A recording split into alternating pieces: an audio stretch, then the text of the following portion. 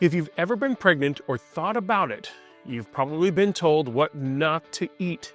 And fish often lands on that confusing list. Too much mercury, some say, but the truth is, eating the right kinds of fish during pregnancy can give babies huge benefits for growth and brain development. Don't go anywhere. When we come back, we'll clear up the confusion with an insider who helped write the very guidelines doctors use today, right here on Decoding Seafood by Mowi. Seafood isn't just a dish, it's a global story. The Decoding Seafood by Mowi podcast series explores the science, sustainability, and surprising truths behind the seafood you love, straight from the voices of those shaping the industry. From chefs, scientists, influencers, and insiders who live and breathe seafood and uncover what most of us never see.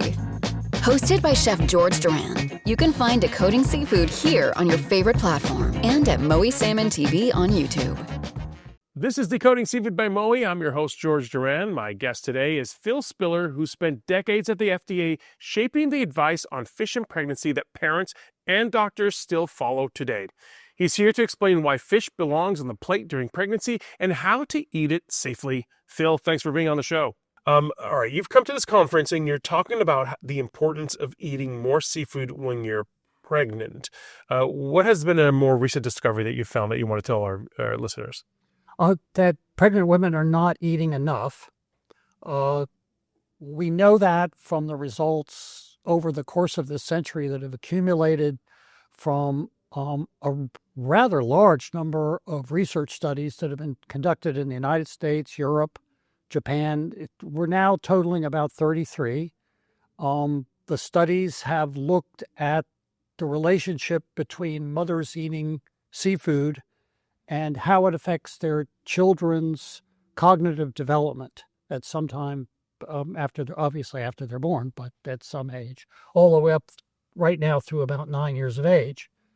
And what they're discovering is that when pregnant women frequently eat more seafood rather than less, the children's scores are higher than the scores of children whose mothers ate less. And that includes IQ, that includes vocabulary, motor function, a lot of social development, memory, visual acuity, any number of things.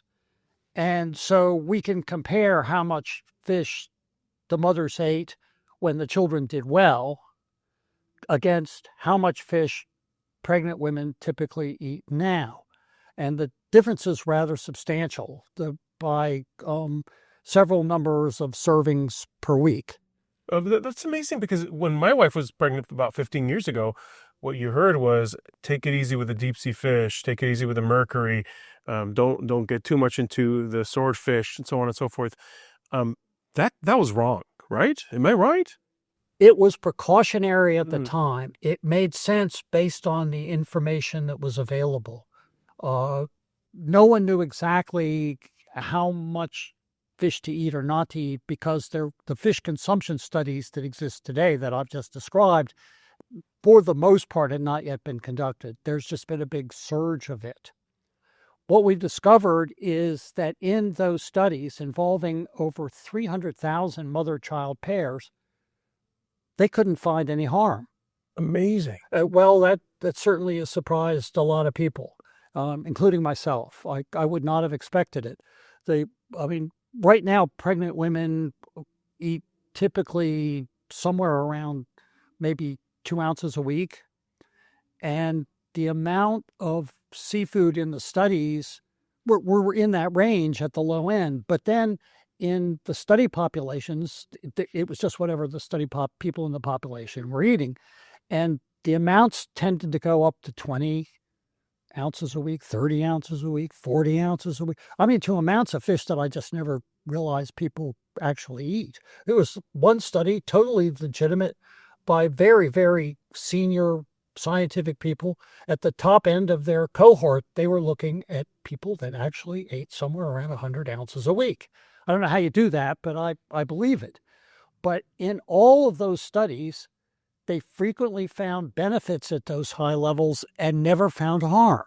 How did it take us so long to discover this? Because there are a lot of waterlogged societies out there that are obviously constantly eating seafood. Why haven't we looked at this beforehand? Well, the studies have piled up and the data have piled up. Hmm. And as a result of that, people have started accumulating that data. And as quite frankly, I've been one of those people. And then published in the peer-reviewed scientific literature. If you add all this up, this is what it's now showing as compared to the advice that was given in the past to pregnant women where they had no data and they just had to come up with some kind of precautionary number.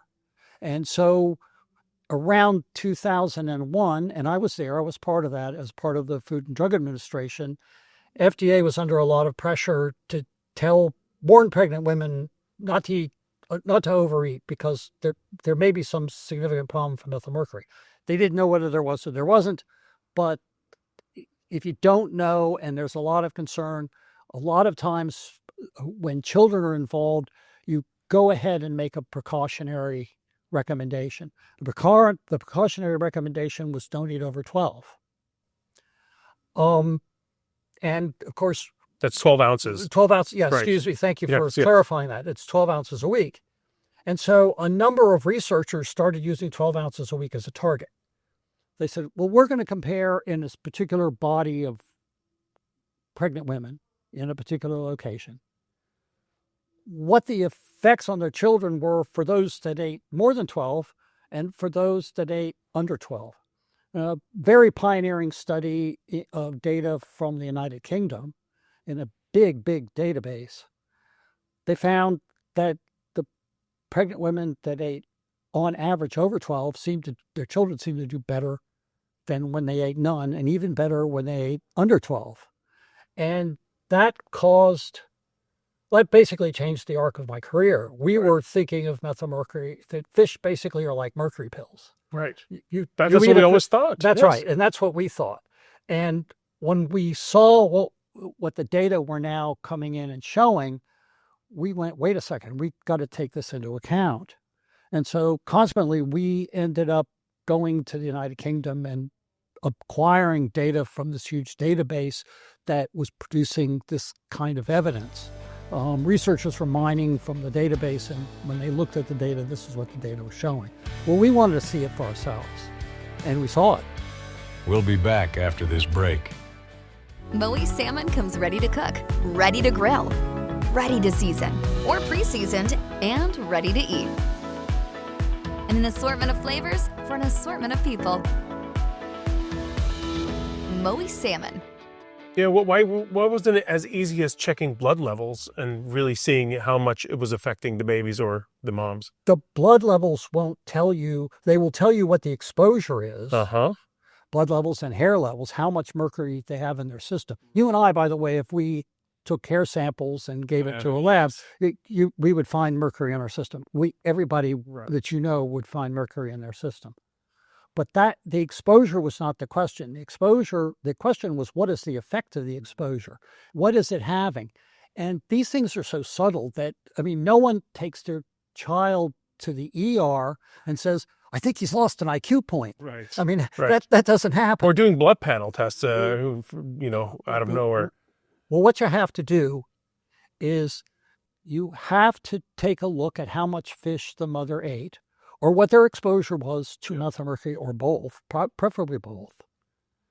And then you have to look at what, in that group of people that had the highest exposures in the cohort, what score they were getting on a particular test, like an IQ test. And then you look at the scores where they had very little mercury and they weren't eating any fish at all to speak of. Amazing. And is there We thought, by the way, that the people who were not eating any fish their children were going to be doing better. Yeah. And what we found was the flip side. Opposite. And how much more? Was there a range? There was a number? Sure. What we found, the best way of looking at it is for IQ. Yes. And when we conducted a modeling exercise where we wanted to know, but we had to model it because we didn't have the data. And so when we modeled it, and modeling is based on whatever data you do have, but it also is based on whatever assumptions you have to come up with to fill in the gaps in the data. We came up with estimates at the high end of about 3.5 IQ points better. That has turned out to be low. What? The actual studies themselves, the lowest one is at 5.6, and it goes up from that. Yes, it really is. You're essentially losing out on giving your child more IQ points, or and whatever those, what is it, cognitive functions, right? All these, just by not eating enough seafood while you're That's pregnant. right. Now, if I could tell an anecdote briefly, my wife is a doctor. She has a lot of medical colleagues who are young women, much older than us, who are starting families. And I was at lunch with my wife and a group of them. I got dragged along. And they were talking medical talk. And then, to be polite, one of them said, "So, what do you do in your retirement?" So I told them about this. Right. And I thought that the reaction would be, "Oh, that's nice." And then they go back to their conversation. That's not what happened. They freaked because they went, "What are you telling me? When I was pregnant, I got off fish because I was scared of methylmercury. Right. Are you telling me that was wrong?" And I said, "Well, the evidence actually goes the other way." That's insane. So this, well, if I have another kid, I'm going to eat lots of fish. Right. So Let me know when that happens. Yeah. Right. Especially if you're pregnant. Yeah, for sure. You'll be the first to know. Wait, so you have a lot of hurdles ahead of you, or at least, I should say the scientific community has a lot of hurdles ahead of them. You have to now unconvince them of eating less fish. B, you have to try to communicate in this world of misinformation that, this is the way to do it. And C, how much fish, which fish? I mean, there's so much out there. And how are you going to get them access to this really pertinent information? Like, is it through the medical community? Are you just going to blast it out? How does this actually happen? Well, our plan is all of the above. Yeah. There's no question that you need to go and persuade the community that gives advice to pregnant women, and the doctors, the dietitians, the nurse practitioners, everybody that they go to, the obstetricians, and because a lot of times they get it wrong. I mean, my wife is a doctor, and she wasn't trained in any of this in medical school. Everything that I tell her is new to her. Right. And so they have to be able to give the correct information. So we have to go to the societies that they belong to, the obstetricians, et cetera, right. et cetera. The doctors and professionals that they see all the time. And they have to be persuaded based on the scientific evidence. Usually people in those positions are open to looking at what the new scientific evidence says. I think that the most persuasive feature of information, the way people get information right now, is federal consumption advice that FDA first issued in 2001, which I was part of, and which they put out to this day. They have now, to their credit, acknowledged in the advice and put in the advice that seafood and fish can be supportive of brain development. They were very resistant to doing that. We even petitioned them, a group of people who had retired, senior officials who retired from FDA, petitioned FDA in 2017, and they wouldn't do it. We asked them, please adjust your advice to do this, because we now know that that's what the evidence shows. And they came up with reasons why they weren't going to do it, and which they ended up having to reverse themselves because the evidence became so overwhelming. So now the advice says that is to FDA's credit and EPA's credit. The problem is they have stuck like glue to the precautionary advice with regard to risk that they put out in 2001. They would have to admit that has now been overtaken by the science, and we've been having a devil of a time getting them to do that. But we're still working on that. Cooking great salmon, that's easy. But finding salmon that's consistently great, it can be challenging. Until now. Because now you can order Mowi salmon online from Amazon Fresh. Mowi's fresh, sustainable, high-quality salmon is available to more people than ever before. And that means a healthy, affordable, quality dinner is just one click away. Because the only thing better than great salmon is great salmon delivered. Salmon is good. Mowi is goodness. So how do you convince a population that doesn't have an appetite for seafood? Let's be honest here. Necessarily, I think when you walk, the average consumer walks into the supermarket, they're not rushing into the fish corner. They're going to the meats, the poultry, the aisles. How are you going to get Americans to eat more seafood? I mean, that's not your job per se, but your advice can certainly lend itself to making them perhaps get them started to eat more. Right? I think that if pregnant women knew how much they could benefit their children by eating more seafood, I think that would open their eyes to considering it at the very least. Yeah. I think that if issues of, like, there's always issues of taste, availability, cost is actually, I think, one of the big drivers. If they could be satisfied with regard to that this would actually be a pleasant experience, it wouldn't break the bank, and it could have this incredible benefit for my child, I think I think you could sell it. Yeah. And I have to admit that, I mean, obviously, I'm not an expert on cost, taste, availability, Right. other than the fact that I did have salmon last night, enjoyed it very much. That's right. But I know that there are organizations and websites that do address those kinds of issues, particularly by putting out recipes that take into account taste, cost, and availability. And one of them is the Seafood Nutrition Partnership, which is a nonprofit organization. And I would recommend that if people want to know more about that, they go to seafoodnutrition.org, and it's all laid out. And I have found it to be very impressive. And they did not pay me to say this. That's fine. If you were to meet someone who's pregnant today and you told them this advice and they said, well, what should I eat and how much should I eat of it? What are you telling them?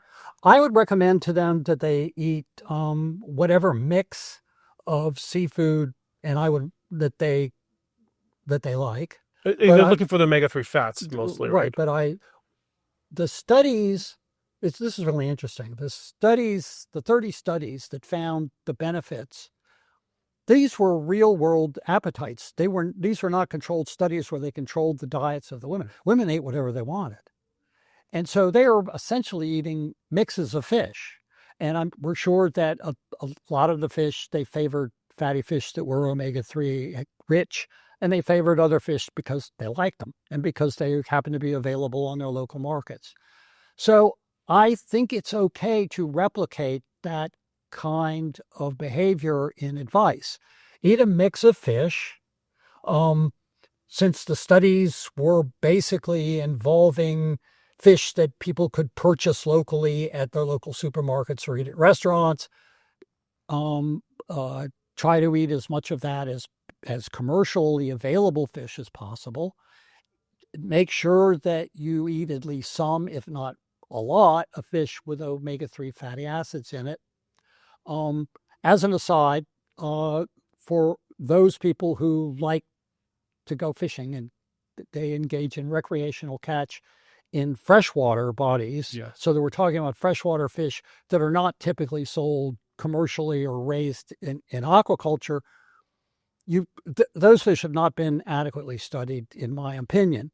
And there are local advisories about whether to eat those fish or how much of those fish. And I would say, since we know about the commercial fish, we don't know about the freshwater, just follow the local advisories. Oh, interesting. So there is a chance that even the smaller bodies of water that may be polluted or not, they could have some effect that we just haven't studied enough. Well, and we also don't know the extent to which the nutritional composition of those fish is the same as the fish that are high in omega-3s, high in selenium, high in iron, vitamin D, choline, and all of the vitamins and minerals that have been linked to brain development. It may well be that it's not simply the omega-3 fatty acids alone. It may well be, and there's evidence to this effect, that it's omega-3 in fish. It's omega-3 fatty acids working in combination with all of the other vitamins and minerals. Right. Is there a fish that pregnant women should avoid at this point besides raw fish, I assume? But is there anything they should avoid, perhaps? Or now the answer is like, nope, go at it. Well, I'm not going to I'm not sure I'm going to go as far as say is go at it. Yeah. But what I will say is that we have no evidence from the research that the fish that have been since the year 2000, pregnant women have been told, well, avoid those fish. Don't eat any of them at all. Right. We have no evidence to support that. Actually, in 2001, when we first said it, we didn't have any evidence. Right. It was precautionary.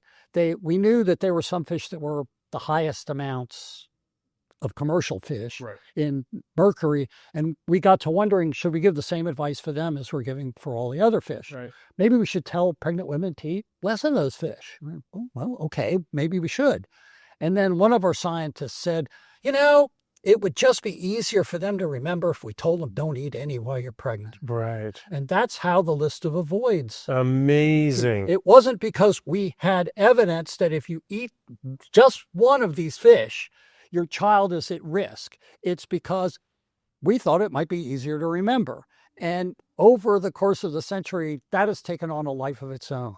Amazing. Yeah. It's been 25 years, and now we're realizing that it's okay to actually eat. In fact, it's beneficial. And moving past the pregnancy, once there is life with a child, there must be also a lot of things you're studying on the benefits of, in terms of, again, cognitive behavior and anything intellectually or the brain development of the child. Still, for that child to eat seafood, there must be a lot of evidence that points that they should continue eating that seafood, right? There is evidence. Yeah. There have been, just like there have been a number of studies where the researchers decided they wanted to look at what the consequences were of the mother eating fish.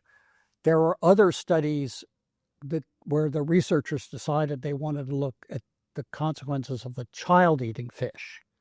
And so yes, there are those studies. And once again, they do not find harm, and they frequently find that the children do better.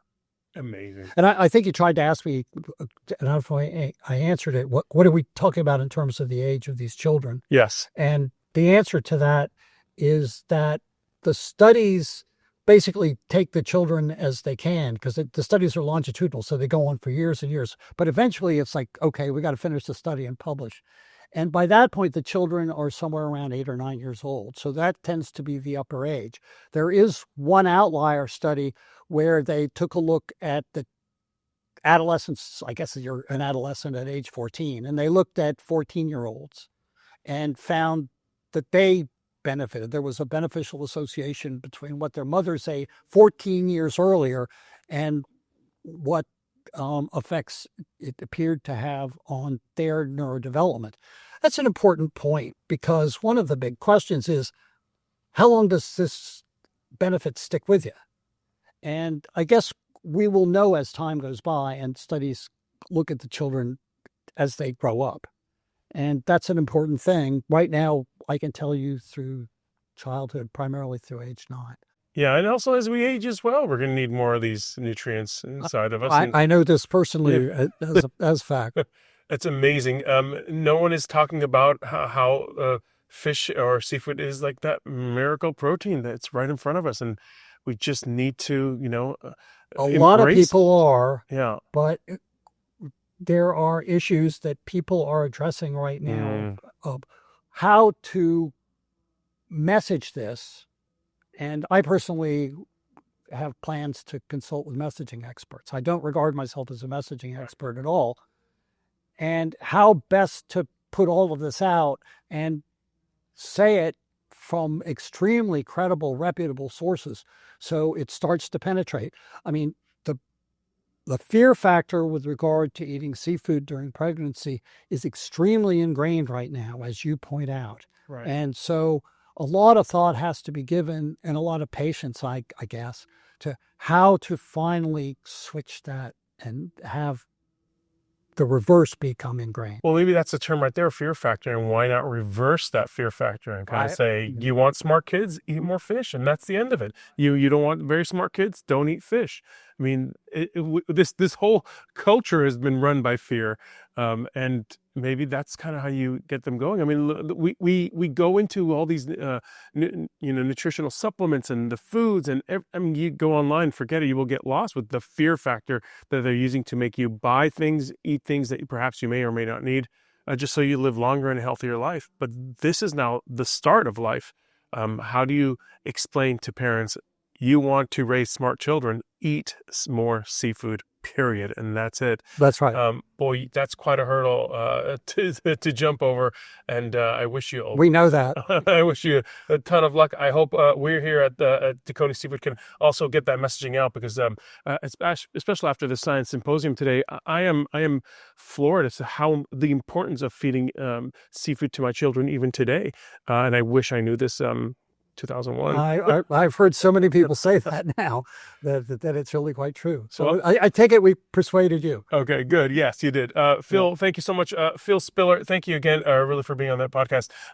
So much here to really tell our audiences, and hopefully we'll convince a lot of you guys out there to start consuming more fish, and especially telling anyone who you know that's pregnant the importance of consuming seafood and fish, salmon, and whatever you like, right?